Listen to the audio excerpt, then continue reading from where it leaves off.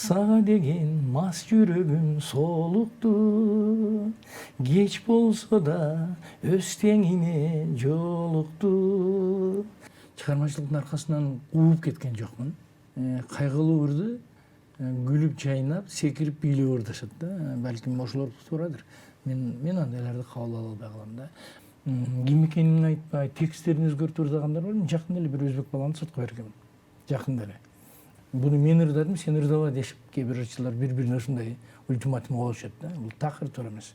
Ырчынын этеги жаман жерден айрылып калган болчу да. Ырчы десе эле алкаш, ичип кеткен, көчөдө калган, үй бүлөнү карабаган, эч нерсе өзүнүн жыргалчылыгынан башка нерсени ойлобоган адамды элестетип калган да эл. Кандай китеп окубасам дагы ошол жерде главный герой өзүм болуп алчу. Башта отурган билимдин байлыгына караганда жүрөктөгү адамгерчилик баалуулураак да. Колу жок адамдарды көрүп атам, кол ордуна протез менен жүрүшөт. Салам Жылдыз Тайм YouTube каналынын сүйүктүү көрүүчүлөрү. Бүгүн бизде конокто Кыргыз Республикасынын маданиятына, билим берүү тармагына чоң салым кошкон инсан, Кыргыз Республикасынын эл артисти Ибрагим Жунусов агайыбыз келип отурат. Кош келдиңиз агай. Рахмат, кош келдик. Кандай эсне салыктарыңыз жакшыбы? Рахмат. Бүгүн биз бул чыгарылышта агайдын басып өткөн жолдору, чыгармачылыгы деги эле жаштарга багыт берүү жөнүндө сөз кылсак, ден соолуктарыңыз жакшыбы? Эмне менен алексиз? Жакшы. Акыркы жумушуман кийин Өзбекстанда элчи болдум мен акырында. Ошого келгениме 3 жыл болуп атат. Азыркы учурда чыгармачылык менен дагы алектмин. Жаңы Кандоосум деген жаңы ыр жазып алдым. Бүгүн эртең дагы бир жаңы ыр бүттү. Ал Кара Суу районунун 90 жылдыгына арналат. Кара Суу деген ыр. Себеби көпчүлүгү мен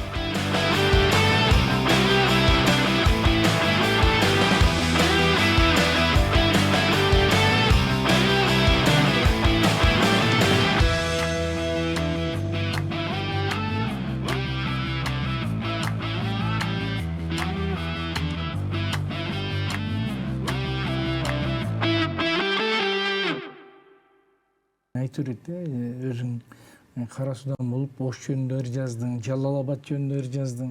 Эмне үчүн Кара Сууга жазбадың дей беришет. Быйыл Кара Сууга 90 жыл болуп калыптыр. Бүгүн эртең дагы бир жаңы ырым бүтөт Кудай буйрса. Негизи Аскар Салымбеков деген меценат бар. Бүт кыргыз эли билет. Жакында баатыр болду. Ошо келгенден бери ошо Аскар Салымбековде кеңешчи болуп иштейм. Кеңешчилик кызматта. Сонун азыр мен оюмча мындай чыгармачылыгыңызда тыныгуу жаралып калгандай да. Ырлар жаратылбай. Туура эле. Негизи чыгармачылыктын аркасынан кууп кеткен жокмун. Себеби ар кандай ситуациялар болуп калат да, ар кандай нерселер себеп болуп калат да. Чыгармачылыктын аркасынан кууп түшүп алыш, такай жүрүп алыш бул көп боштук талап кылат. Же болбосо ошо тармакта иштеш керек болуп калат да. Убактысында көп эле аракеттер жасадык. Кийин ар кандай иштерге, ар кандай кызматтардан кийин сөзсүз түрдө ушундай болуп калат. Бирок жаштар сурайт, жаштарга берип турам ырларды. Себеби сахна деген бул өзү жаштардыкы, айрыкча эстрадада. Эгерде фольклор болсо, комузда ырдасам, балким чыгармачылыктын жолу узагыраак болот да. Эми баягы 60тан кийин сахнада секирип жүргөн өзү кичине туура келбей калат да. Ал жаштарга жарашат. Бирок ошол эле учурда сурагандарга, мисалы үчүн Роза Шакирова аябай жакшы ырдап жүрөт. Үйлөнүү той кандайсың деген ырымды. Токтобүй Черикчиева болбой калдым колукту. Нурлан Насип Жалал Абадты ырдап жүрөт. Бакас артист деген Ак сени сүйдүм. Мирбек Атабеков сен мени алдадың, дагы алдадың деп. Жаштар ырдашуда дагы эле суранышат жаштарга. Азыр дагы кээ бир жаштарга берип атам. Агай ошо ырчыларга ыр берүүдөчү эмнесине карайсыз? Үнүнөбү же образынабы же бир өзүңүздүн эмелериңиз бар? Талантына. Ошо үн дагы, образ дагы бул талантта болот да негизи. Эгерде кээ бир адамдар, кээ бир жаштар, айрыкча жаштар ырларды туура эмес тандап алышат да. Же үнүнө дагы, өзүнө дагы карашпайт. Мисалы үчүн кээ бир кайгылуу ырды күлүп жайнап, секирип бийлеп ырдашат да. Балким ошолор туурадыр. мен андайларды кабыл ала албай калам да. Кээ бирөө сурап калышат ырларды, эски ырларды сурап калышат. Мисалы үчүн ошол эле сен мени алдадың, бул 96-жылы чыккан. Сен мени алдадың, мен 96-жылы ырлагам буларды. Кийин менин юбилейимде Мирбек Атабеков ырдап чыкты.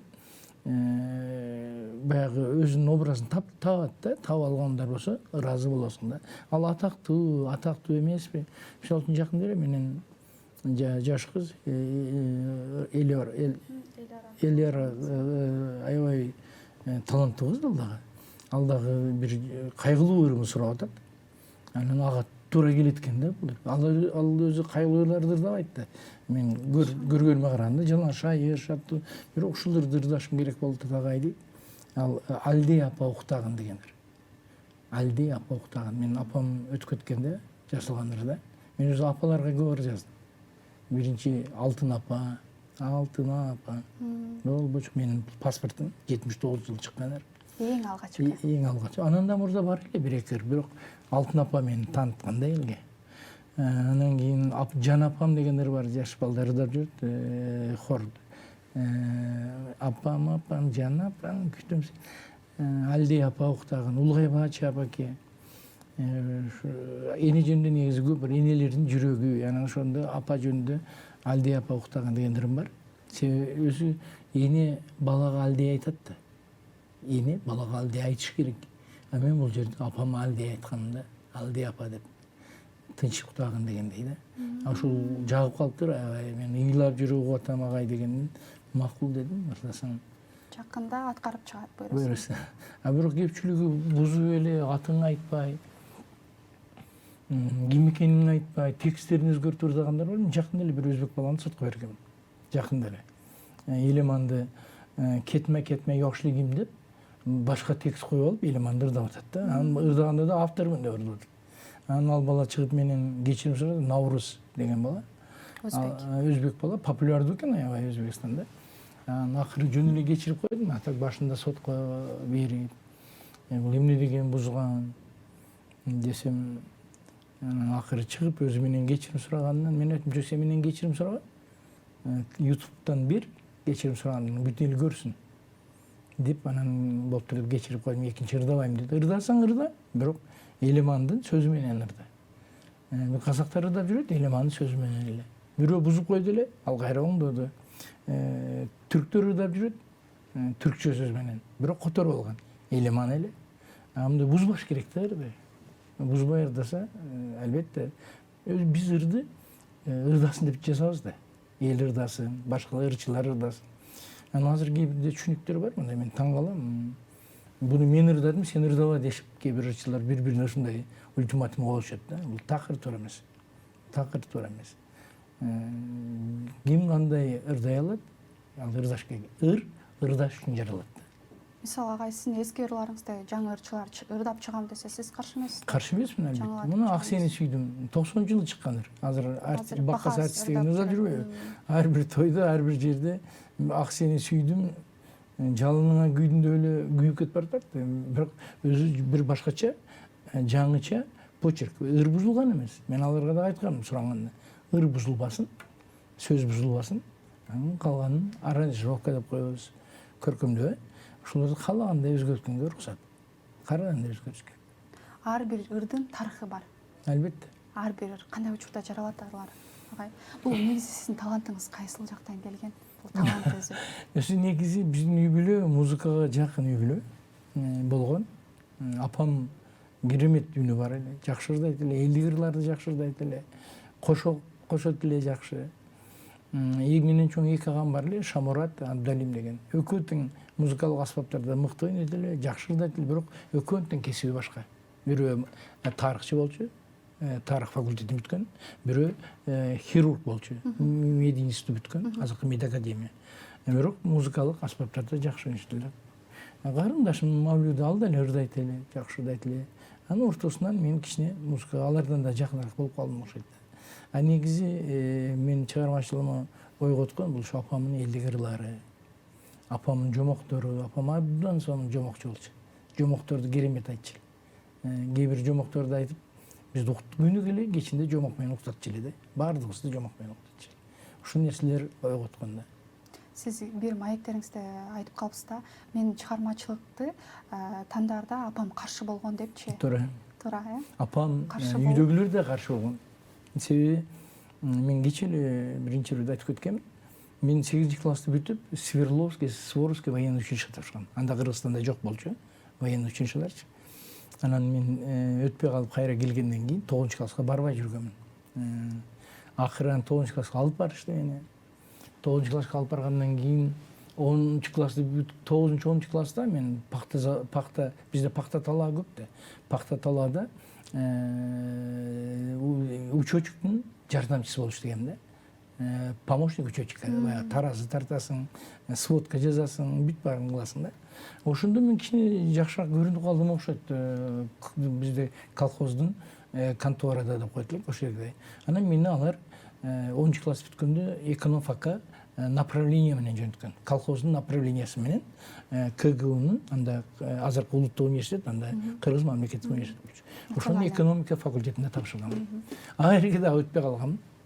Өтпөй калып Кара сууда пахта заводда рабочий болуп иштедим 1 жыл. Анан ошол балдарда апам эмне кыласың ырчы себеби ырчынын этеги жаман жерден айрылып калган болчу да. Ырчы десе эле алкаш, ичип кеткен, көчөдө калган, үй бүлөнү карабаган, эч нерсе өзүнүн жыргалчылыгынан башка нерсе ойлобогон адамды элестетип калган да эл. Анан мен деле ошондой болуп кетет деп ойлошот го демекмин. Жок, сенден жакшы экономист чыгат. Экономист болушуң керек деп дагы кийинки жылга даярдашкан мени. Экономика тапшырганга, математикадан жакшы даярдыктарды кылып аткан. Анан апам бир жолу мен ошо көчө шыпырып атканда апам көрүп калып, боору ооруп кетип, үйгө келсем көзүмдөн жаш агып отурупту. Себеби мен обедте үйгө келем, үй жакын болчу да. Анан апа эмне илеп атасыз десем, түтүнгө деди. Түтүнгө мен сиз илеп атасыз апа, мен көрүп атам десем, ошо көчө шыпырып отурганда бул башка мугалимдер менен келаткан да. Ошолор көрбөсүн деп өтүп кеткен экен да, ошого уялганыма азыр өзүм уялдым деп ыйлап отуруптур да. Анан ошол күнү очоктун башында кийинки жылы каалаган окууга тапшыр депти. Музыкальный болосуңбу, артист болосуңбу, ырчы болосуңбу, каалаганыңа тапшырчы болом деди. Ошол күнү уруксат берген мага. Кийинки жылы анан Ош пединститутунун, азыркы Ош мамлекеттик университетинин музыка факультетине тапшыргам. Ага, айтып калбаспы, мурда ырчыларды башкача элестетчү деп. Ошондой беле негизи? Негизи ошондой эле. Тойлорго чыкса, ичип калган ырчыларды көрөт элек. Концерттерге келип ырдап атып мас болуп калган ырчыларды көрөт элек. Концертте эле мас боло берет эле. Ырчылар концертке чыгып алып мас чыккан учурлар көп болгон, ырдай албай калган учурлар болгон. Бул анык эле нерсе. Ырды жакшы көрүшөт, ырчыны жакшы көрүшөт, ырчынын тагдырын жакшы көрбөй турган заман болуп калган да. Бирок ошол нерсени өзгөрттүк да. Ырчы деген андай эмес экенин. Ырчы десе эле жеңил ойлуу адамды элестетпеш керек дегенди көрсөттүк. Ырчынын колунан башка нерсе келет дегендерди көрсөттүк. Ырчы эле эмес. Бул өзү маданият адамы да. Маданият кызматкери. Мен жаңы депутат болгондо жогорку кеңешке ырчылардан эч ким депутат болгон эмес да. Анан мен деле ойлоп жүрөм, мен ырчылардын, чорчулардын маселесин жакшы билем. Десем бир күнү Чыңгыз Айтматов учурап калып 7-нчи этажда. Анан Ибрагим аябай жакшы иштеп атасың деп мактады да, алкады, кадимкидей алып калып. Жакшы иштерди алып барып атасың, жакшы сүйлөп атасың. Сиз саясатка келип калганда? Мен саясатка келгенде, жогорку кеңеш депутат болуп жүргөндө. Yani sen bilip koygun, sen bir ele ırçı çoğurçulardın deputatı emessin. Sen madaniyat ökülüsün, madaniyattın, adaviyattın, büyük bardığınızdın meseleni götürüp oturgan, oşol jerde sensin dep üstüme cük koygonday болгондо. Ответственность көтөрдү да. Sen bir ele ошондо ойло деп ушундай деп жакшы Чыңгыз Айтматов өзү жакшы сүйлөчү эле да, жакшы нерселерди айтчу. Болду агай сүйлөштүм, түшүндүм деп. Жакшы иштегенге аракет кылдым да деп. Азыр бул жака да келебиз, агай бул жакта да. Чыгармачылык өзү сиз үчүн эмне? Чыгармачылык деген негизи ар бир адамда талант бар деп ойлойсузбу? Негизи ар бир адам талант менен төрөлөт. Талант десе эле бул бир гана ырдаш керек, бийлеш керек деген сөз эмес. Кээ биринин таланты устачылыкка болот. Кээ биринин таланты мугалимчиликке болот. Кээ биринин таланты уюштуруучулукка болот. Кээ биринин таланты врачта болот. Кээ биринин ар биринин өзүнүн таланты бар. 99% эмгекти ошол адамдын өзүнүн. Бала төрөлгөндө, мисалы үчүн бала төрөлөт да, ар бир баланын өзүнүн пешенесинде жазылган жазуусу бар. Кудайдан түшкөн жазуу. Анын баардыгын өзгөртө турган адам өзү. Кайсыл жакка өзгөртөт. Мисалы жөжө чоңойсо тоок болот. Бул анык. Козу чоңойсо кой болот. Улак чоңойсо эчки болот. Туура? Бул анык. Адам баласы чоңойгондо адам болобу, болбойбу? Бул анык эмес. Даже ошо айбандардын инстинкттеги нерсени кээде адам баласы жоготуп алат. Биз баарыбыз билебиз, козу эртең кой. Күчүк эртең ит болот. Күчүксөз ит болот. Бала чоңойгондо адам болобу, болбойбу? Бул ошонун өзүнүн анын үй бүлөдөн алган тарбиясынан, өзүнүн маданиятынан. Өзүнө жараша, Өзүнүн баланын кызбы, эркекпи? Биринчи кезекте албетте үй бүлөдөгү атмосфера, үй бүлөдөгү болуп аткан иштер баланын психикасына сөзсүз таасирин тийгизет, сөзсүз. Ошол эле учурда кээ бир бала ошонун өзүнө жакшы нерселерди алыш керек да. Бул дегеним мисалы алкаштын баласы сөзсүз алкаш болот деген сөз эмес. Бекерчинин баласы сөзсүз бекерчи болот. Хулигандын баласы сөзсүз хулиган болот деген сөз эмес. Бул ошо баланын өзүнүн табитинен, өзүнүн кабыл алуусунан да болот да. Мисалы үчүн мен Рыспай Абдыкадыров агайым, мен дайым айтат эле, Ибрагим, менин жакшы жактарым бар, жаман жактарым бар. Менин жакшы жактарым алгын дейт эле. Эгерде сен менин жаман жактарымды алсаң, сен жаман болуп каласың. Жакшы жактарымды алсаң, сен жакшы болосуң дейт. Агай дайым айтчу эле. Бул эле нерсе үй бүлөлүк тарбияда да бар. Аганы көрүп ийин өсөт, эжени көрүп сиңди өсөт деген сөздөр бекерге калган эмес да. Алардын да таасири бар, сөзсүз түрдө таасири бар. Мындай жашоодо бир китептен же бир инсандан таасир алган учур болду белем да, аябай таасир алган. Мен мисалы үчүн китеп окусам, кандай китеп окубасам дагы ошол жерде главный герой өзүм болуп алчу. Кайсы китепти окуп аткан болсам, мисалы үчүн Джек Лондондун Мартин Иден деген китеби бар, окумуш китеп. Мартин Иден бул өзүм сезетилим, мен өзүм. Мен Мартин Иденмин деп. Кайсы китепти көрүп окуп аткан болсам, мисалы үчүн Айтматовдун Жамилясын окуп аткан болсам, Жамиляда жаш бала өзүм болуп атат эле. Образ. Данияр эмес. Себеби мен кичинерегинде окугам да. Кийинчерээк экинчи жолу окуганда Жамиляны мен Данияр болуп алдым да. Биринчи Сейит болуп алдым. Баланын аты Сейит деп, Жамилянын аркасынан чуркап жүргөн бала. Чоңойгондо окусаң дагы бир башкача кабыл аласың да. Кийин мен Даниярдай кабыл алып алдым. Же кичинемде мен кино көрүп атсам дагы, ошол жерде главный герой кино мен өзүм болчумун да. Өзүм алдыма коелум. Ошол таасир алуушул экенин ойлоп калдым азырчы. Эгерде биз азыркы балдар, азыр менин неберелерим, менин неберем Алихан деген неберем бар, Атахан, 7 неберем бар менин. Бир мультфильмдерди көрүп атса, ошол герой өздөрү болот да. Мисалы Бэтмен. Бэтменди геройду сездирген мага оор тиет да, чынын айтайын. Бэтменди геройдой көрүшөт да. Же болсо губка баягы Боб, аны дагы геройдой көрүшүп атканы мага мындай жакшы кабыл алынбайт. Мен азыркы көпчүлүк жаштардан мен 27 жыл университетте мугалим болуп иштедим да, Ошкуда, Ош мамлекеттик университетинде. Лаборанттан баштап биринчи проректорго чейин. Декан болдум, проректор болдум, биринчи проректор болдум, анан сайыстык. Студенттердин көпчүлүгүнөн сураган учурда ким болосуң десең, Джеки Чан болом, Ван Дам болом, деп айтышса, Дженнифер Лопес болом десе, кадимкидей жиним келчү да, өзүнүн студенттериме. Эмне үчүн кыргыздын батырларындай болом дешпейт. Мисалы үчүн эле ошол кыздар Сабира Гүмүшалиевадай болоюн дебейт. Таттыбүбү Турсунбаевадай болоюн дебейт. Эмне үчүн балдар Рыспай Абдыкадыровдай болоюн дебейт. Же болбосо Чыңгыз Айтматовдой болоюн дебейт. Деген ой балким менин улутчулдугумда болушу мүмкүн булчу. Бирок ошол нерселерди айтпай буларды айтканы дагы биздин жаштарыбыздын башка жака ыкталып атканы да. Азыркы балдар, жаш балдарды күнөөлөйүн десең, аларда да күнөө жок да. Алар ошол нерсеге алектенип ошол нерсени көрүп атат. Ага башка нерсе жок. Башка нерсе жок. Балким бул жерде чоңдордун да күнөөсү бар болушу мүмкүн. Ошо нерсени бере албай аткандарыбыз балким. Балким ошол нерсени бере албайбыз.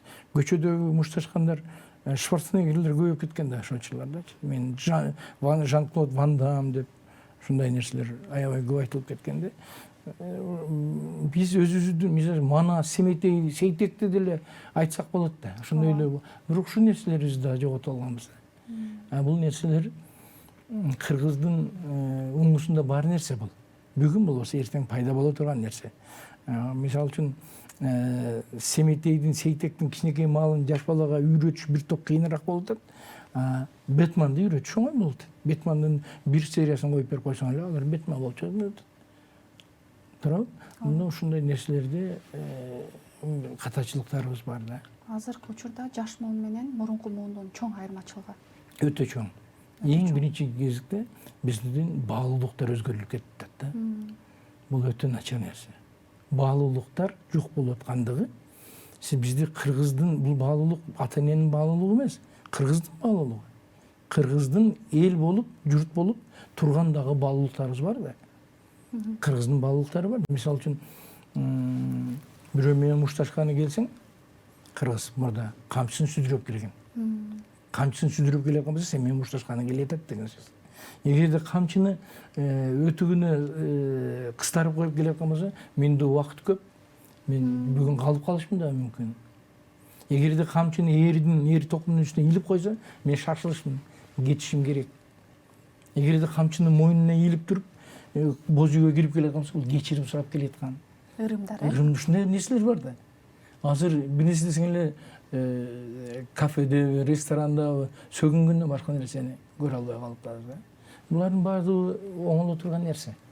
Буну көбүрөөк идеологияда колдонотулган нерсе бар да ушундай. Негизи учубуз кур эмес. Учубуз кур эмес.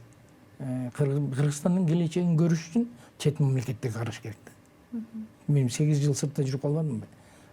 Түркияда посол болуп жүрүп калдым, анан Өзбекстанда посол элчи болуп жүрүп калдым. Ошол жерден карасаң, Кыргызстандын келечеги көрүнөт да. Ичинде жүрсөң анча көрүнбөй калышы мүмкүн да. Бул деген бактын ичинде, алма бактын ичинде жүрсөң, алманы анча жегиң келбей калат да. Же дарбыз коонун ичинде жүрсөң, дарбыз коонду жегиң келбей калат. Ошондой эле нерсе. Сырттан караганда бул жакшыраак көрүнөт да. Негизи Кыргызстандын келечеги зор. Жакшы болот Кыргызстандын келечеги. Жаштарга кандай акыл кеңеш бересиз? Кеңеш? Ооба. Эми негизи баягы экөөбүз сиз менен сүйлөшүп аткан баягы баалуулуктарыбыз. Ошо баалуулуктарыбызды жаштар кармаш керек да. Бул кайсы жерде болот? Биринчи кезекте маданиятта болот. Биринчи кезекте мен маданияттын өкүлү болгондугум үчүн гана буну айтып аткан жерим жок. Мисалы үчүн мен экономист болсом, мен баалуулуктар экономика десем, бул туура эмес да. Же болсом философ болсом, баалуулуктар философияда, тарыхчы болсом, тарыхта десек, баардыгы жараша берет. Бирок биринчи кезекте жаштар өзүнүн маданияттуулугун сакташ керек да. Маданияттуу дегесең, маданияттын адамын баардыгы артисттей көрүп калат да. Бул туура эмес. Маданият, жашоонун маданияты бар. Адамгерчиликтин маданияты бар, сүйлөөнүн маданияты бар, бийлегендин маданияты бар, ырдагандын маданияты бар, тарбиянын маданияты бар. Керек болсо митингге чыккандын маданияты бар да. Мен чет мамлекетте митингдерди көрүп келдим да. Маданияттуу өткөрүшөт. Бизге окшоп ичип алып, кыйкырган нерсе жок а жерде. Мына ушул нерселер бул мен ойлойм кыргызды жаштарына керектүү нерсе да. Маданияттуулук биринчи кезекте болуш керек. Маданияттуу адам болбосо, маданияттуу адам деген бул чет мамлекетте элита деген сөздү укмуш сүйлөшөт да. Элитти адамдар, элитный адамдар, элитный үй экен, машинасы дегендерден бери барышат да. Ошол нерсени кармай турган бул адамдын маданияттуулугунан да. Байларга маданият керек эмес дейсизби? Маданият болбосо болбойт. Жетекчиге маданият керек эмеспи? Маданият керек. биринчи кезекте жаштар маданиятты кайерден алат? Биринчи кезекте ата энеден алат, анан мугалимдерден алат, анан коомдон алат. Мен эки катар кызым төрөлгөндө, анан Элиман төрөлдү да, көптөн бери күткөн Элиман төрөлгөндө, апаман сураганмын да, апам мугалим болуп иштеген да, 41 жыл бир мектепте иштеген. Башка мектепте өткөн эмес. Мен ошол мектепте кириптир, ошол жерден 41 жылдан кийин пенсияга чыкты да. Биздин трудовой книжкабыз толо ойноп калды азыр. Анан апама айттым, апа мына эркек балалы болду. Эми кантип тарбияны баштайын? Мен баягы атасы чоңоюп калган. 2,5 жаштан баштап биз 4 бир тууган, атасы калып, жалгыз апабыз бизди тарбиялады. Апам тарбиялап өстүрүп, баарыбызды окутту, баарыбызды чокутту, баарыбызды үйлөндү, турмуш жайына коюп, анан өзү кете берди. Анан ошо апамдын сөзүн эч унутпайм да, мен көп жерде айттым бул сөздү. Апа мына эми эркек балалы болдум, кыздарды эми апасы тарбиялап атат. Мен Элиманды кантип тарбиялайын? Эмнеден башташым керек? Же Макаренканын сөзү бар эле. Апам мугалим катары жакшы билет эле. Макаренко бир кыз төрөйүн дегенде Макаренкого барып сурап турду. Мен мына төрөйүн деп калдым. Вот на днях төрөйм. Тарбияны качан баштайын десе, сен 9 ай кечигипсиң деген да. Сен 9 ай кечигипсиң. Сен түйүлүк башталган күндөн баштап тарбияны башташың керек эле дейт. Анан апам айтты, апа мен бала төрөлдү. Же мен да кечиктимби? Десем, жок балам.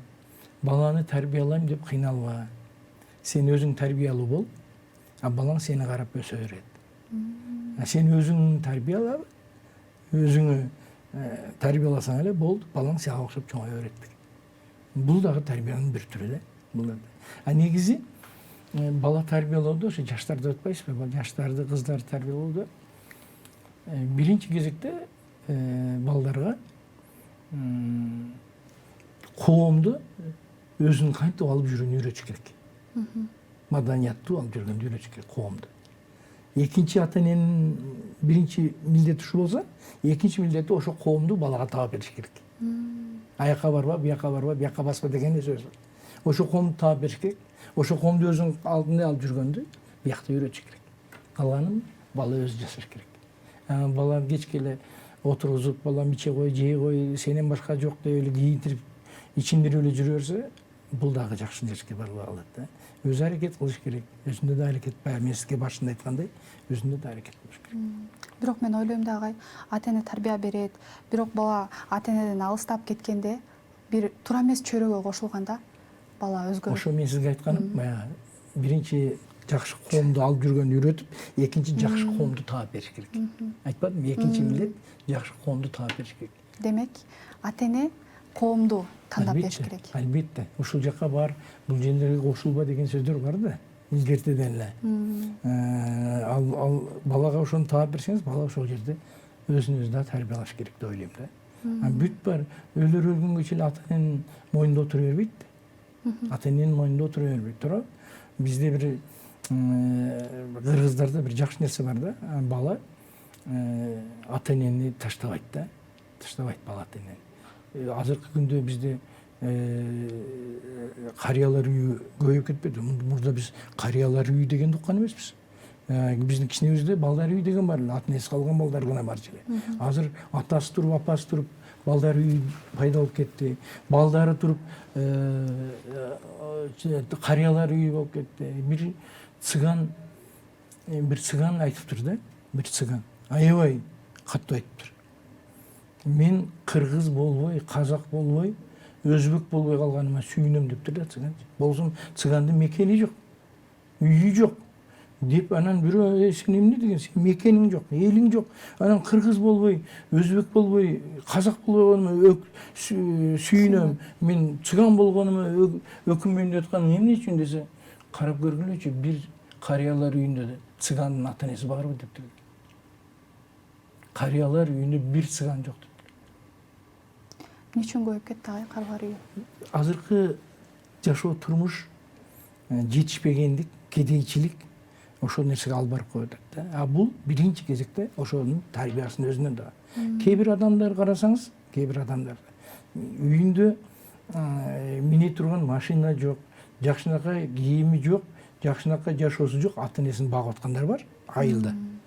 Мына мен айылдан кече жакында эле келдим. Айылдагыларды билебиз. Биз айылда ушу балалыктар азыркы күндө айылда бар да.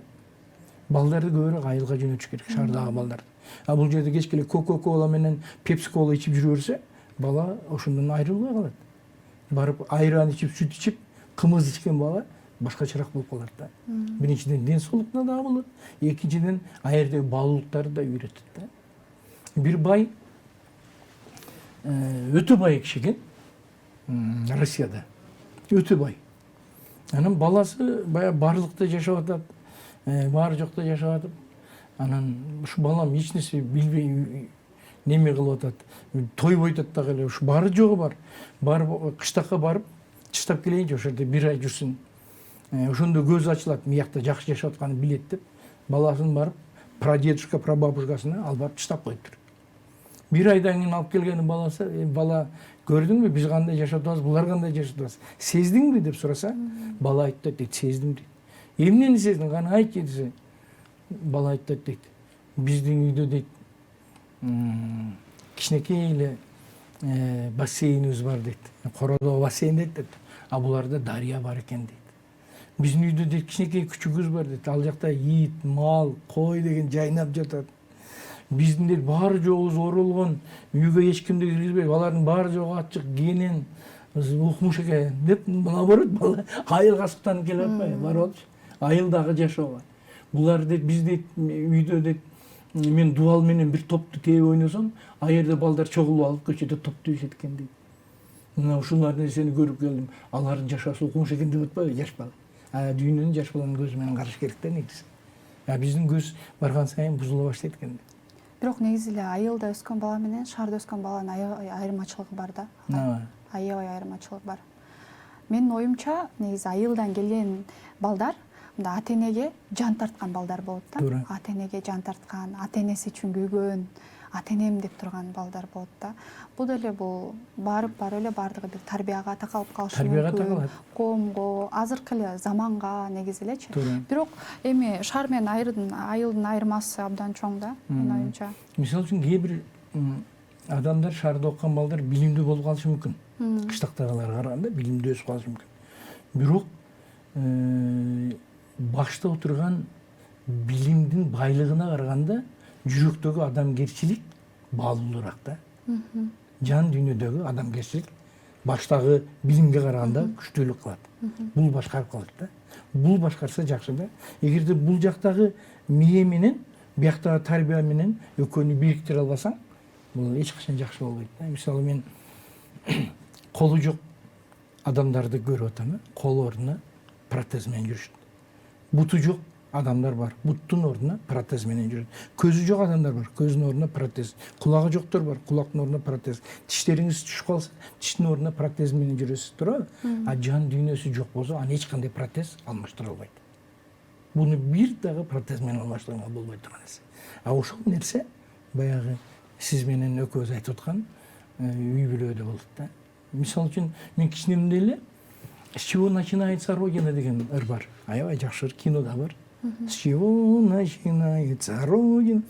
Ошондо өзүм суроо берчүмүн, каяктан башталат? Азыр кийинки күндө мода болуп кетти. Мекен айылдан башталат деген. Туура, бир чети туура, айылдан башталат. Мекен сенден башталат деп айтышат да. А мен оюмча, мен өзүм сезгенимден, мекен апаңды сүйүүдөн башталат. Апаны сүйүүдөн мекен башталат. Сүйүүдөн ошол мекен энени болгон сүйүүдөн башталат. Мен кичинемдеги эле оюм ушундай эле. Себеби мени балким жалгыз апам тарбиялагангабы, мага менде ошондой түшүнүк бар да кичинеме. Мисалы үчүн апаңды сүйөсүңбү деп сураса, ооба сүйөм дейсиң, жакшы көрөсүңбү? Ооба жакшы көрөм дейсиң. Апаны сүйбөгөн жүрөктү алып салып ыргытып керек да негизи. Андай жүрөк жашашка акысы жок. Андай жүрөктүн жашаганга акысы жок. А жүрөк жашаганда андай адам да жашаш керек. Эгерде энени сүйө албаган адам эч качан бирөөнү сүйө албайт. Жаш үйлөнгөн балдарды, үйлөнүп турган балдарды жакшылап изилдеп карап көрсөңүз, апасына окшогонду издейт да.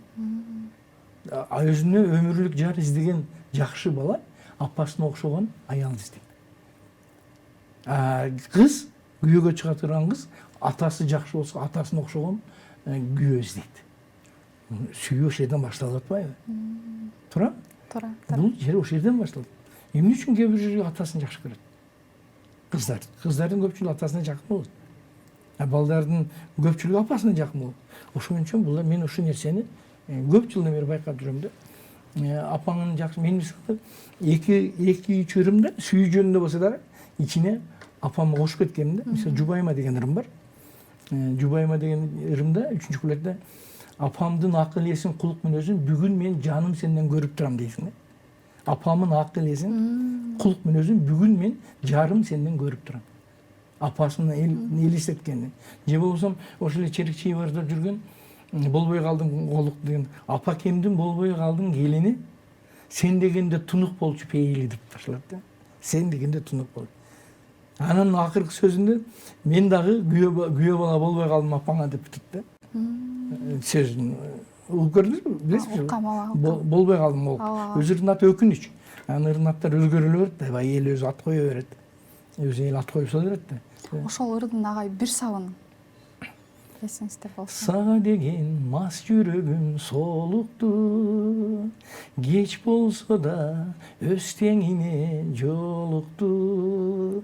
Ак жолукту кыйгач байлап, назданып, мен өзүңө болбой калдым колукту. Сонун ырзаттар. Сиз дагы жубайыңызды тандаганда апаңыздан Апам ошону издеген. Окшошпу? Ошон үчүн баягы жанагы Жубайма дегенди мен Жубайымдын 50 жашынан алып жазганмын да.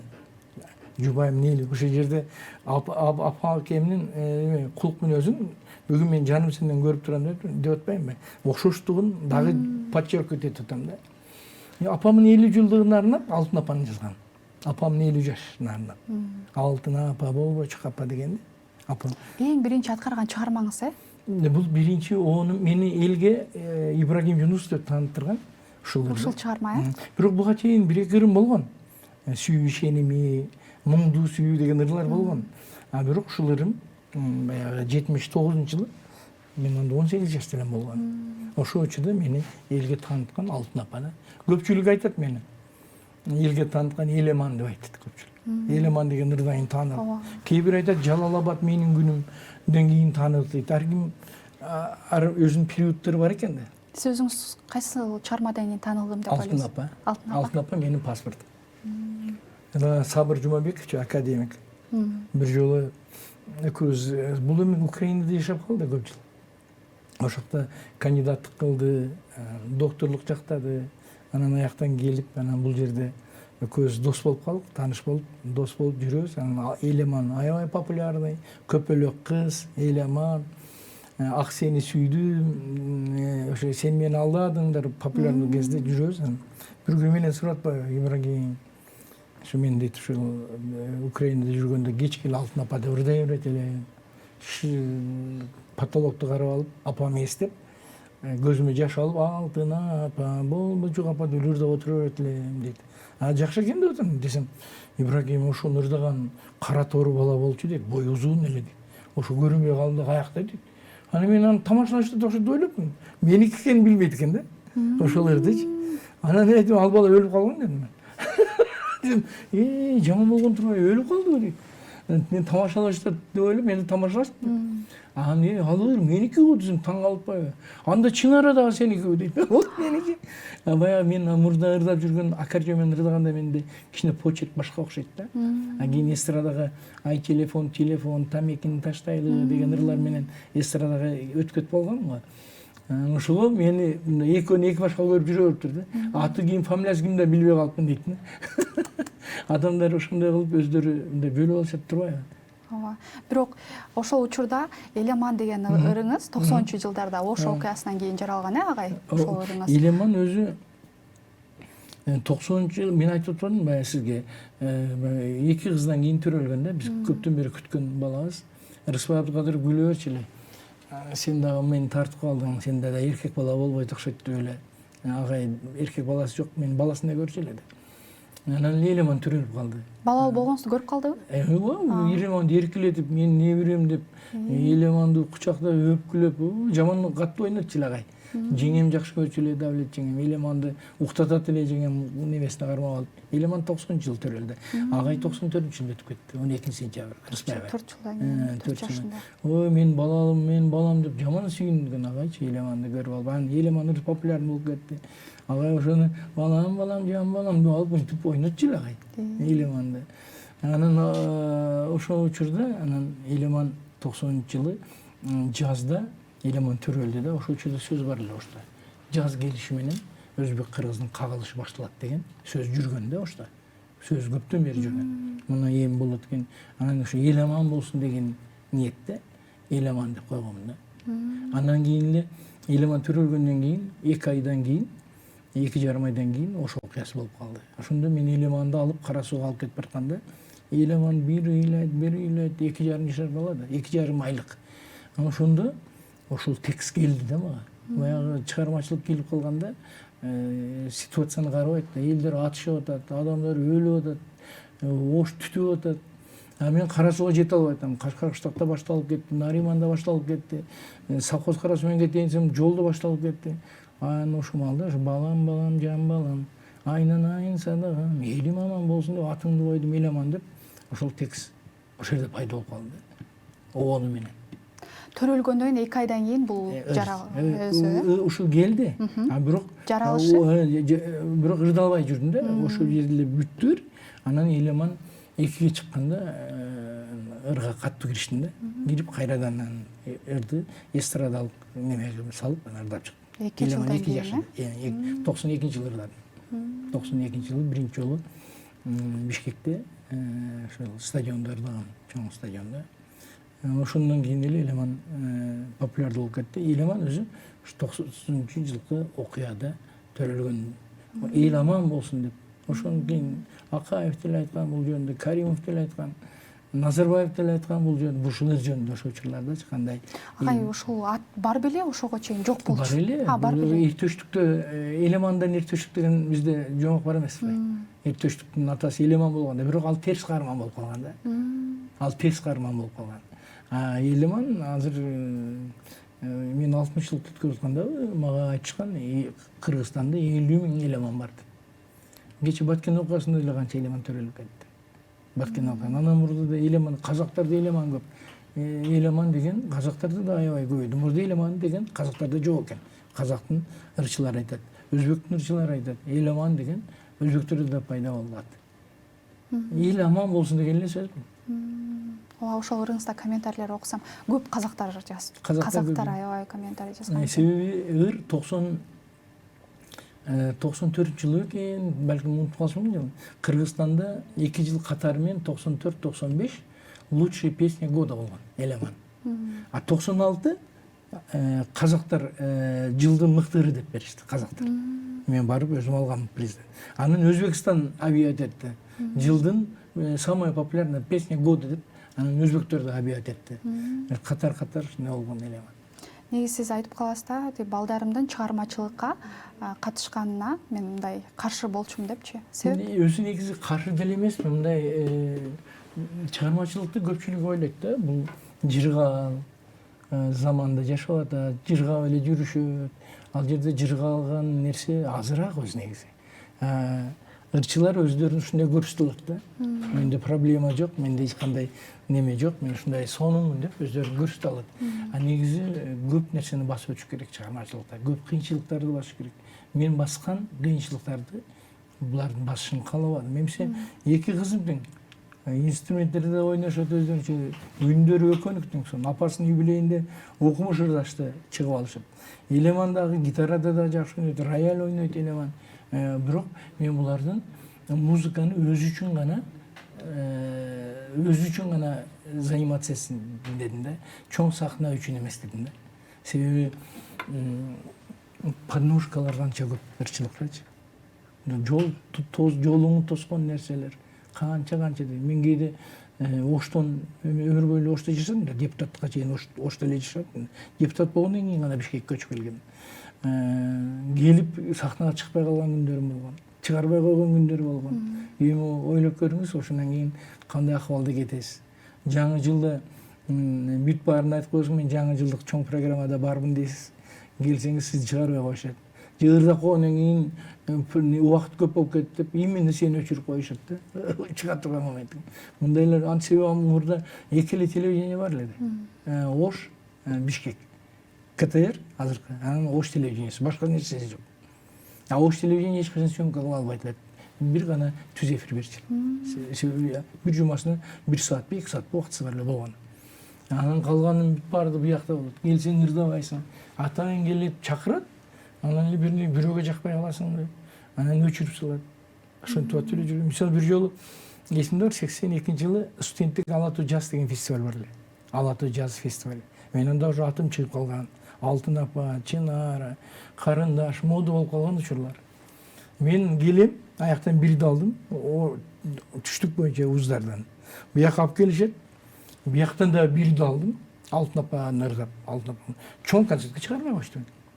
С дворец спорта өтчү эле. Анан чоң концертке жок убакыт жок дейт. Мен лауреат болуп отурам. Биринчи орунда болдум. Анда гран-при деген жок. Эми ойлоп көрүңүз, кандай акыбалда калам мен студентмин. Анан бирөөлөргө айтып жүрүп, кайра киргизип, бир номер деп. Бир номер менен чыксам эл кой бербейт. Студенттерден бүт жаштар, мен популярный кезим. Анан бетер жине келишет, алардын кайра ырдай бересиң, эл кой бербейт.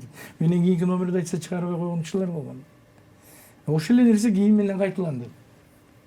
Бектин 50 жылдыгында айтканмын бул жерде, Бек Бабиевдин. Бек Бабиев дагы мен анда уже жюриде отурам, ошо мен атым чыгып калган, мен жюримин. Бек Бабиевди биринчи жолу көрдүм, 88-жылы, по-моему, 88-жылы.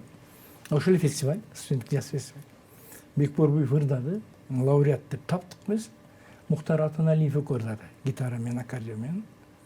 Анан мен жакшы ырчы бала болот бул деп, жакшы баа койдум, бал. Анан куттуктадык. Анан алдык да концертке кирбей калыптыр. Бир бала мага келишти, Мухтар Атаналиев менен Бек Бабиев келди дагы. Мен балет эткенин байкап калышты да.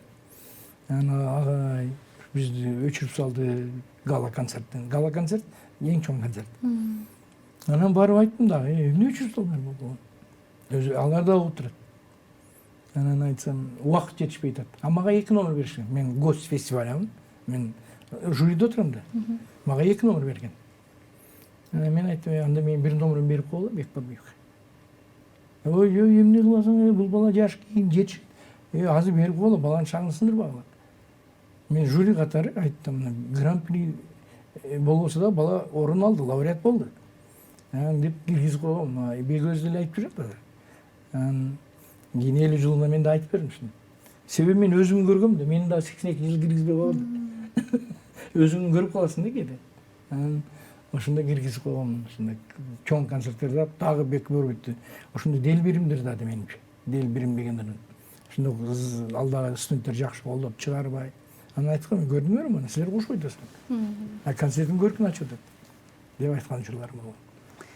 Сиздин саясатка келип калгандыгыңыз. Саясат деген бул мындай да, мен ырдап жүргөн учурларда депутаттар, депутатка кандидаттар ырчыларды ээрчитип алып жүрчү эле да, өзүн таанытыш үчүн ырчыларды алып барып ырдатып, анан ошону добуш алчу эле да. А мен ошентип бир 40 50 кандидаттарга жардам берип жүрөм да, жардам берип ырдап. Анан мага айтып калды, ушинтип өзүң эле жүрө бересиң, сен деле барып депутат болсоң болот деп калышты. Анан ой келди, эмне үчүн болбош керек деген. Ошентип жүрсөм эле, анан бир күнү шайлоо башталып калды. Мен анда биринчи проректор элем. 2007-жылы эле биринчи проректор болуп иштечү элем. Анан бизди ректор экөөбүздү Ак үйгө чакырып алышты бияка. Ак үйдүн 7-чи канатына келдик. 7-чи кабатка. Жерде Адахан Мадумаров, госсекретарь, Данияр Усенов, вице-премьер-министр, биринчи вице-премьер-министр. Анан экөөбүз чакырып алып айтып калды. Экөөңөрдүн бириңер депутатка барсаңар жакшы болот. Кимиңер барасыңар? Ректор барса, мен биринчи проректор, ректор болом. же болбосо Ибрагим Жунусов барыш керек. Себеби Ошгудан сөз бирден депутат чыгат эле да. Ошгу чоң университет да. Ошол малда эле 30 миңге жакын студент бар эле. 30 миңге жакын студент. 3 миң мугалим бар. 2007 жылы эле. Анын ректор айтып калды, Мухтар Оразбеков деген ректор. Ал депутат болгон эле мурда. Мен депутат болуп көрдүм. Менен жакшы депутат чыкпайт окшойт. Ибрагим Жунусов депутатка барсы, эгерде мен ордума калтырып койсоңор.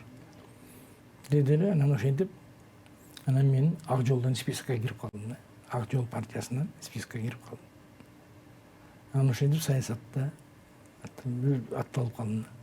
Ырдап жүргөн адам эле саясатка кирип кеткен. Кандай болот агай? Өзү бул мындай нерсе да, саясат менен сахна окшош эле. Сахнада да эл үчүн ырдайсыз, эл үчүн кызмат кыласыз. Депутатта деле эл үчүн кызмат кылыш керек, эл үчүн иштеш керек. Саясатта интрига сахнага караганда көбүрөөк, бирок жаманыраак. Өчөшкөн адамды аягына чейин алып барат саясатта. Сахнадагылар өчөшөт, анан унутуп калышат бир аз. Убакыт өткөндө же сен популярдылыктан кеткенде жамандыкты унутуп калышат да. Анан сахнанын адамдары, маданияттын адамдары саясатты өзүнүн эркин алып жүрө алат. Элге жакын болуп калат. Эмне үчүн сиздин жазган ырыңыз элге жетет? Эмне үчүн эл сизди баалап угат? Себеби элдин көйгөйүн билесиз. Элдин көйгөйүн билген үчүн бул ыр жаралып элге жетет. Саясатта дагы элдин көйгөйүн сахнанын адамы, маданияттын адамы өзүнүн проблемасын кабыл алат да. Ошону барып көтөргөндө дагы өзүнүн проблемасын айтып аткандай алып чыгат. Саясатчылар кээде укпай коет. Кулактан бияка өткөрүп коет дагы. Анча кабыл албай коюшат. Маданий чөйрөдөн барган адамдар андай боло албайт. Алар аягына чейин өзүнүкүн кабыл алат. Бирөө соттолуп аткан болсо дагы өзүн коет.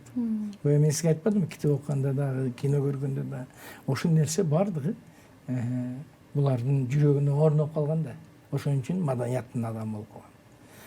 Мисалы үчүн Россияда Алла Пугачева депутат болгон, Кобзон 4-5 созуктуу депутат болду. Кобзон Евсей Давыдович.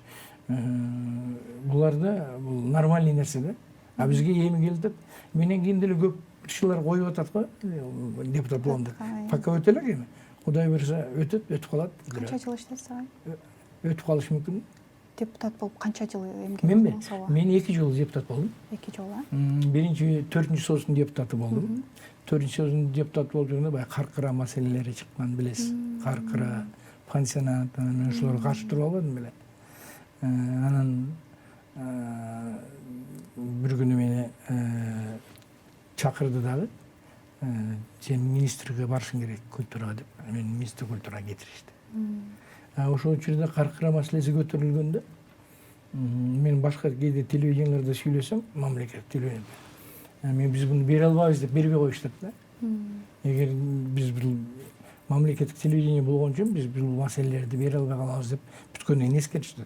Биринчи каркырага каршы чыкканда мени мандатын алып коебуз дешкен. Мандатын тапшырышың керек. Мындай болбойт. Анан кийин мени президент чакырды Курманбек Бакиевке эртеси күнү. Курманбек Бакиевке кирсем, мандатты алат окшойт деп ойлодум. Жок, кайрадан барат. Сен кече каршы сүйлөгөндөрүң уктум. Жакшы сүйлөдүң, жакшы айттың. Ошондой нерселерди айтып туруш керек, деп туруш керек. Туура эле маселе көтөрдүң деп мандатыма вообще тийген жок. Дагы иштей бер деп чыгарып койду. Анан арадан 1,5 ай өткөндөн кийин Мадумаровду спикерликтен алабыз деп калды. Адахан Мадумаровду спикерликтен алыш керек. Анан мен Адахан Мадумаров спикерди. Анан мен 27-28 депутатты сүйлөштүм. Каршы добуш бергиле, Мадумаровду алып калайлы деп. Кетпесин. Сен макул дешти. Анан эле бул тайный голосование деп коет да. Жашыруу. Бюллетень менен жашыруун добуш бересиз. Ким бергени билинбей калат. Анан 27 берсек, Мадумаров калмак да кайра спикер болуп. Депутаттардын арасынан эле. Депутаттардын арасынан 90 депутат алында. Анан мен чыгып сүйлөдүм, эмне үчүн Мадумаровду алып атасыңар иште. Жүргүлө президентке барайлы, айталы, туура эмес информация берип атат. Андай эмес десем, мен баягы 27-сине ишенип атам да ал жерде. Ишенип атсам эле анан макул дешти го. Анан эле жашыруун добуш эмес, ачык добуш бересиңер деп команда келди. Куликова деген депутат чыгып объявить этти. Тайное голосование не будет, будет открытое голосование деп Куликова чыгып орусча айтты. Открытый голосование компьютер менен бересиз. Фамилияңыз чыгат да, атыңыз чыгат. Анан эле добуш бергенде баардыгы каршы берди, бир эле мен против бердим. Бир эле баардыгы за берди, кетсин деп. А мен каршы бердим.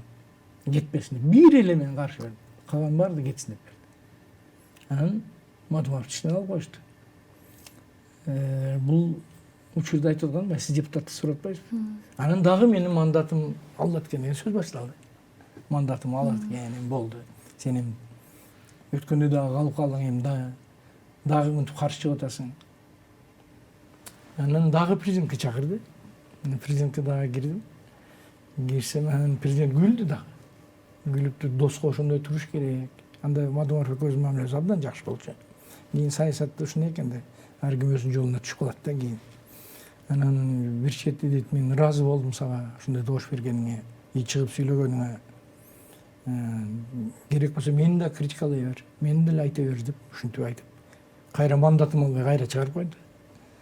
Анан кайрып калып калдым. Анан кийин дагы бир чакырганда, министрликке бар деди. Мен культурага барып калдым. Анан мен культурада жүргөндөн кийин революция болуп кетти 2010. Биз баарыбыз иштен кеттик. Биз баарыбыз иштен кеткенден кийин арадан бир ай, 2 ай өткөндө жаңы партия түзүлө башташты, партиялар чакыра башташты, бизге кел. Азыркы ата журттан чакырды.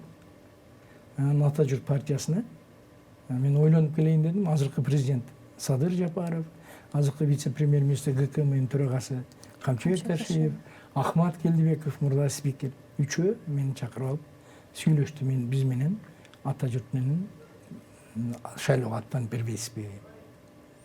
Анан ойлонуп келейин дедим. Канча күн ойлонойн десем, 2-3 күн ойлонуңуз деди. 2-3 күн ойлонгондон кеттим. Жүрсөм эле Ош окуясы башталып кетти 2010-жылы. 10-июнда Ош окуясы башталып кетти. Анан аякка учуп бардым мен, Оштукка жардам бергени.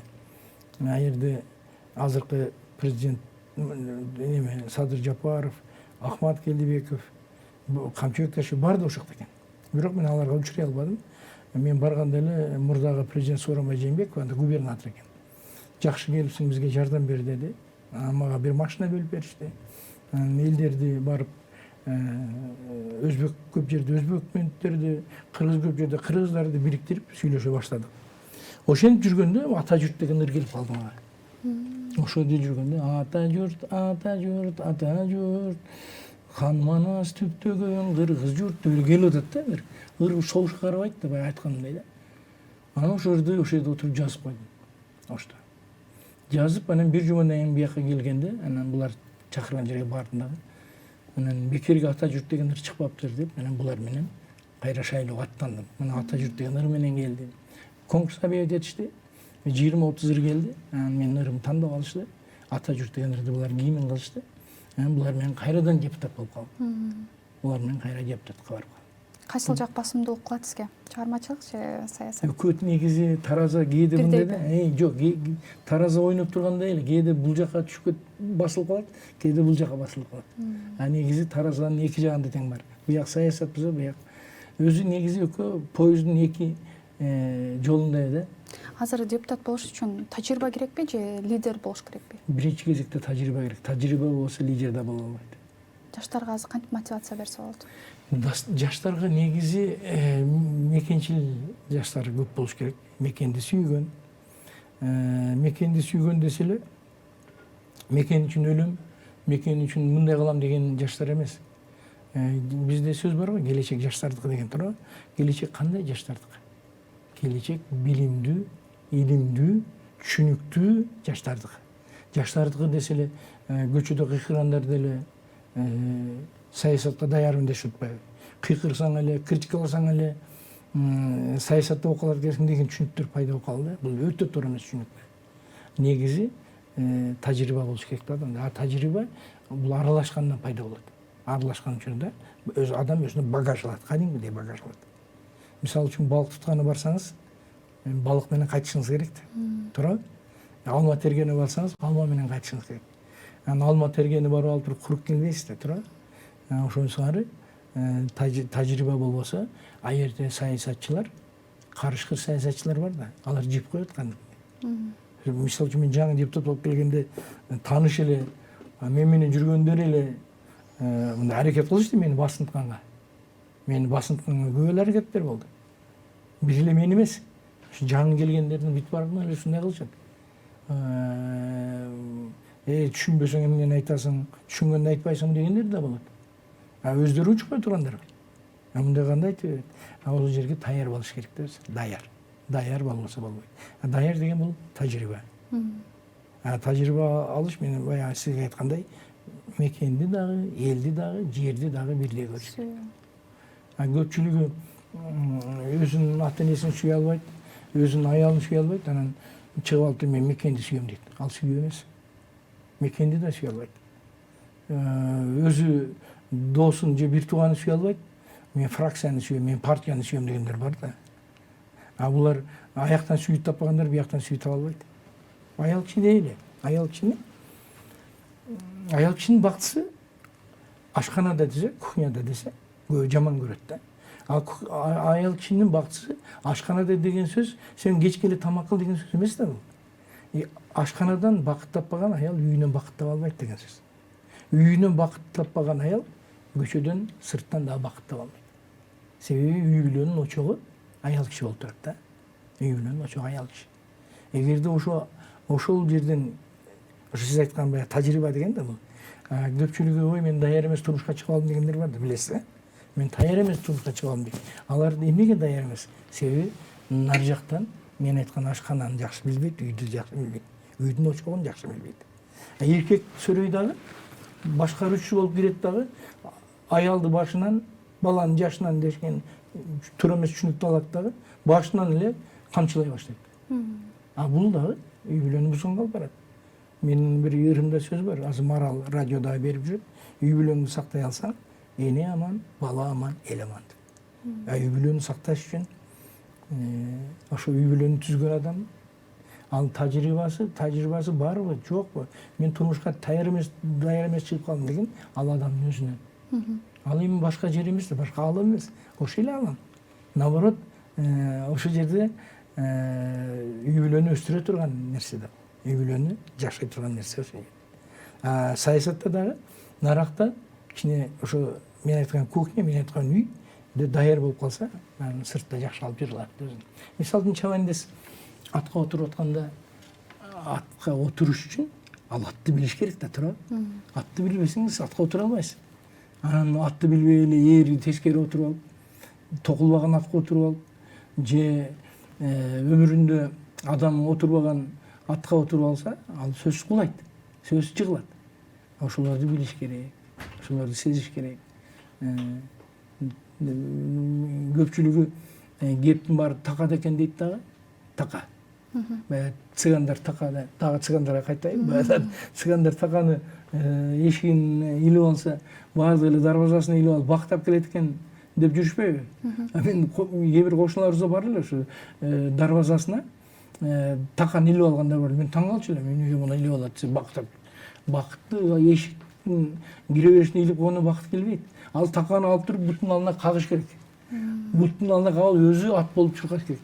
Ошондо бакыт алып берет. Сага ушул жашка келип калдыңыз. Жаштарды кечиресе, жаштарды айтпайсыз да, кандай жаштар. Эми жаштарды карап көрүңүз, мына мындай карап көрсөңүз, Ороз деген досуңуз бар болсо, ал Ороз айында төрөлгөн эмес, бирок аты Ороз. Ыйман деген досуңуз бар, күнүгө арак ичип жүрөт. Ислам деген досуңуз бар, эч качан намаз окубайт. Мындай карап көрсөңүз да, бүт бардыгы ошолордон келип чогулуш керек да. Атына жараша заты деп пикирге айтылбайт да. Ошон үчүн туура жаштар, келечек жаштардыкы. Аны эч ким алып кете албайт. Бирок кандай жаштардыкы деген баягы биринчи сөзүм кайрадан келет да. Илимдүү, билимдүү, мекенди сүйгөн жаштарды болуш керек. 60-тан ашып калса дагы жашыңызчы бир арканы кылчайып караганда аттиң деген жер барбы? Көп. Көппү? Көп дегеним мындай да, көп деген бул Ушинткенде ушул жерди деген. мындай болмок деген нерселер көп. Мисалы үчүн мен азыркы жашап өткөн күнүмө кылчайсам, мен көп эле кылчайм. Бир эле эмес, бүт эле чыгармачыл адамдар артына бир кылчайып карайт да. Эмне кылдым, эмне кылдым, тиңдей кылдымбы, мында туура эмес кылып койдумбу деген жерде катаңы табасың, сөзсүз түрдө. Ката бар. Бирок эң жаман нерсеси ага өкүнбөш керек. Ал кетирген кемчилик бул өзү тажрыйбаны алып келет. Кемчиликтен адам өзүн тарбиялаш керек. Эң бактысыз адамды бактысыз кылып турган эмне билесизби? Адамды бактысыз кылып турган 3 нерсе бар. Биринчи нерсе өткөнгө өкүнгөн адам бактысыз болот. Экинчи нерсе бүгүнкүгө ыраазы болбогон адам бактысыз болот. Үчүнчү бактысыздык эртеңкиге так ишенбеген адам бактысыз болот. Ушу 3 нерсени кармасаңыз, сиз кетирген кемчиликти эмнеге берди? Адам кетирген кемчиликтен өзүнө опыт алыш керек, тажрыйба алыш керек. Ошон үчүн сизге берилди кемчилик. Оңоп алдыңыз аны, кайра жашап атасыз. Мен кемчилик кетирип койдум деп эле барып асылма болбош керек. Туура? Мен кемчилик кетирип койдум деп эле ата энеге кыйкырып, же болбосо үй бүлөгө кыйкырып, үй бүлөнү токтотуп коюш керек да. Кетирген кемчилик бул сизге тажрыйба болуп өтүш керек. Ошон үчүн 3 нерсеге эч качан өкүнбөш керек. Өткөнгө өкүнбөш керек, бүгүнкүгө ыраазы болуш керек, эртеңкиге ишениш керек. Ушу 3 нерсе адамдын бактылуулугун кармап турат. Убакытты туура пайдалануу боюнча ыкмаларыңыз өзүңүздүн. Менин оюмча сиз убакытты аябай туура пайдаланасыз. Ошол менде көп нерсе мурда. Мен тактыкты жакшы көрөм. Ал силерге 2 эле минут кеч келбедимби? Анда парковка менен кечип калдым. Кайсы убакта болсо мен так жүрөм. Кээде үйдө келинчегим айтып болот. Тойго 7-ге чакырса 7-ге барып алам. Тойго 5-ге чакырса 5-те барам. Билем 1 саат 2 саат кеч болот. Мен биягым чыдабайт да, барышым керек. Ошо убакытты мен туура пайдаланганды негизи жакшы билем да. Бул баягы катты көрбөдүңүзбү? Катты да мен 30 жашымда өзүмө кат жазып атпайм. 60-дагы Ибрагим Жунусовго кат жазгам. Ошол жерде катта жазылгандын 60-70% ишке ашты да. Ошонун 60-70% ишке кирди. Бул дагы пайдалануу. Бул пайдаланууну билгенден. Мен мисалы үчүн кат жазып койсом сөз аткарылат деп отуруп алган эмесмин. Мен даже катты унутуп калгам. Балким 5 жылдан кийин, балким 10 жылдан кийин катты унутуп калдым. 60 жылга чыкканда мен 60 жылым өткөрөбүз дегенде эмнелерди чыгарышыбыз керек дегенде анан эстеп каттан таап атпаймынбы? Кат кайсыл жакта болгон? Альбомдун ичинде студенттик альбомум бар эле. Жерде да эч ким көрбөсүн деп азыр альбом деле чогултпайсыздар да силер, туура? Азыр баарын телефонго, флешкага чогултса, биз альбом чогултат элек. Альбомдун ортосунда актай кагаз болот, ар бир альбомдун ортосунда. Ошо кагаз менен бетине коюп, кагазды клейтип койгом. Аны кийин эстедим. Аны ачсаңыз да көрбөйсүз, альбомду көрүп аткан адам өтүп кетет да. Анан эстеп ачып карасак, ошондой кат бар экен. Каттын ичинде жазуулар эсимде жок. Азыр жатка билем. Себеби азыр көрдүм ал катты. Бул өзү мотивация экен. Бул өзү мотивация экен. Ага ишенүү пайда болот экен. Ошо кетирген кемчиликтерди кетирип койду. Мисалы мен азыр өткөнгө өкүнөм деп эч качан айтпайм. Ката кетирген күндөрүм болсо дагы, ооба өкүнүп атам, тиңдей мындай деп. Себеби менде апам болду, бир туугандарым болду. Мен өкүнгө өкүнүп кайрадан жашамсам, мен алар менен эмес, башкалар менен болуп каламбы? Ал кандай? Бул үй бүлөм бар, бала чакам бар, неберелер бар, туура. Мен булардын баарын көрүп атам да. Булардын баарын көрүп атам, сезип атам. Кантип мен аркадан кайрадан башташым керек дешим керек. Демек, ошол каттагы көп эмелер орундалган, 60-70% орундалган. Орундалбай калган.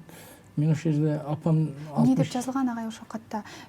Ошол катка бир кайрылсак, кыскача ошол катты айтып берсеңиз. Ал жерде мен 30 жыл жашымды өткөзгөндө чоң концерт бердим. Анда мен жаш күчтүү кезим. Концерттен кийин анан үйгө келип, анан ошол өзүм кат жазгым келди. Дагы мен анда мен эмгек сиңирген артист болду элекмин, эл артист эмесмин, эч ким эмесмин. Төн эле мугалим болгону және старший преподаватель Орского государственного университета. Анан мен 50 жашка жазгым келди биринчи. Анан карасам аралыгы 20 эле жыл болуп калды да. 30дамынбы? 30 жылдан кийин кандай болом деп, анан 60 жылды койгом да өзүмө. Планканы 60ка көтөрүп, Ушул жазбайм, 60-жылыкты өткөрүп атасыңбы, эмгек сиңирген артист болдуңбу деп жазып. Мен 95 эмгек сиңирген болдум. Эл артистин 2005 алдым. Ошону жазып атам. Балдар жөнүндө жазып атам. Неберелериң болуп калгандыр, бул турмушка чыгып, бул үйлөнүп, мындай неберелер болуп калдыңбы, апам төрдө отурабы, аялың менен ажырашпадыңбы, же ажыраштыңбы деп жазып атам. Акелерим төрдө отурабы, ошо үчөө өтүп кетти, аткарылбай калгандар ошол 2 агам да өтүп кетти. Апам дагы өтүп кетти, ошолор көрбөй калган дагы бул аткарылбай калган нерселер да. Анан акырында жазып койдум, 60ка чыгып өзүң ачып аткан болсоң, демек сен көп нерсеге жетиштиң дегенди айтып койдум. Апам мен айтып берчү, балам сен министр да болосуң дей берет эле. Депутат деген эмес, вице-премьер болосуң деген эмес, элчи болосуң деген эмес. Сен министр болосуң балам дей берет эле. Мен апа, мен ырчы болсом каяктагы министр? Сен ырчылардын деле министри бар го деп күлө берчү эле. 2 жолу министр болдум. Аткарылган нерселерди айттым да. Анан акырында дагы катты жазып койгом, 60ка чыкканымда 90догу Ибрагим Жунусовго кат жазганды унутпа деп койдум. Сон агай. Сиз менен бүгүн сонун маек куруп бердик деп ойлойм. Дагы убакыт дагы жетпей калды окшойт. Сонун. Бүгүн берүүдө сизден жаштарга болгон сиздин акыл кеңешиңиз, сиздин басып өткөн жолуңуз, сиздин чыгармачылыгыңыз жөнүндө баарлаштык. Сизге чоң рахмат ушундай алтындай убактыңызды бөлүп, ушул жерге келип бизге маек куруп бергениңиз үчүн. Алдыда дагы көптөгөн ырларыңыз жарала берсин. Рахмат. Ырларыңызды азыркы учурда көптөгөн ырчылар ырдап жүрөт. Дагы да көптөгөн ырларыңызды уга берели агай. Сизге дагы да чыгармачылык ийгиликтерди каалайбыз. Рахмат. Силерге да чоң рахмат. Убакыт бөлүп чакырып, аңгеме курганыңар үчүн.